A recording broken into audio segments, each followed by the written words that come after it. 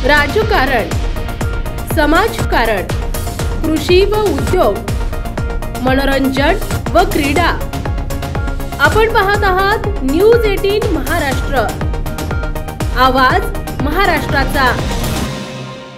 महाराष्ट्रातील विद्यार्थ्यांमध्ये प्रचंड क्षमता आहे। या विद्यार्थ्यांना शालेय वयापासून जर संशोधनाची गोडी लागली तर महाराष्ट्रातून नोबेल विजेते शास्त्रज्ञ घडतील। यासाठी सामूहिक स्तरावर प्रयत्न करणं गरजेचं आहे। म्हणून दरवर्षी जळगाव येथील नोबेल फाउंडेशन तर्फे नोबेल सायन्स टॅलेंट सर्च परीक्षा आयोजित करण्यात येते, जेणेकरून गोरगरिबांच्या मजुरांच्या मुलांना सुद्धा इस्रो सारख्या जागतिक दर्जाच्या संस्था अभ्यासायला मिळणार आहेत।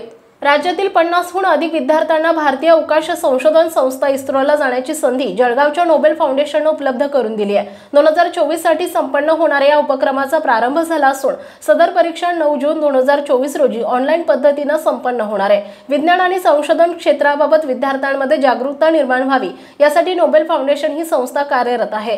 ग्रामीण आणि शहरी भागातील विद्यार्थ्यांना भारतीय अवकाश संशोधन संस्था अर्थात इस्रो, IIT, IIM यांसारख्या उच्च शिक्षण संस्था अनुभवता याव्यात, तसेच विज्ञान आणि गणित या विषयाचा पाया पक्का व्हावा यासाठी नोबेल फाउंडेशन तर्फे नोबेल सायन्स टॅलेंट सर्च परीक्षेचे आयोजन दरवर्षी करण्यात येते। इंग्रजी आणि मराठी माध्यमाच्या सर्व बोर्डच्या विद्यार्थ्यांसाठी सदर परीक्षा 9 जून 2024 रोजी ऑनलाईन पद्धतीने घेण्यात येणार आहे।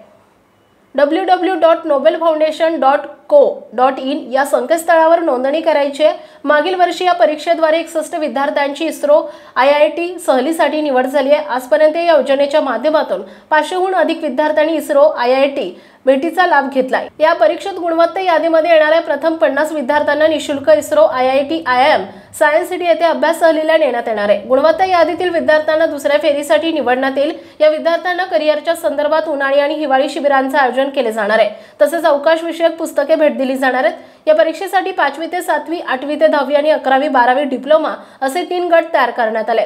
तिन्ही गटातील स्वतंत्र प्रश्नपत्रिका असून परीक्षेचे स्वरूप वस्तुनिष्ठ बहुपर्यायी स्वरूपाचे असणार आहे। या उपक्रमासाठी Bhavarlal and Kantabai Jain foundation, Omkar career academy, Nirmal seeds, Swami Vivekananda international school यांचे सहकार्य लाभत असून राज्यातील अधिकाधिक शाळा, क्लासेस आणि विद्यार्थ्यांनी यात सहभाग नोंदवावा असं आवाहन आयोजक तथा नोबेल फाउंडेशनचे संस्थापक जयदीप पाटील यांनी केलं आहे।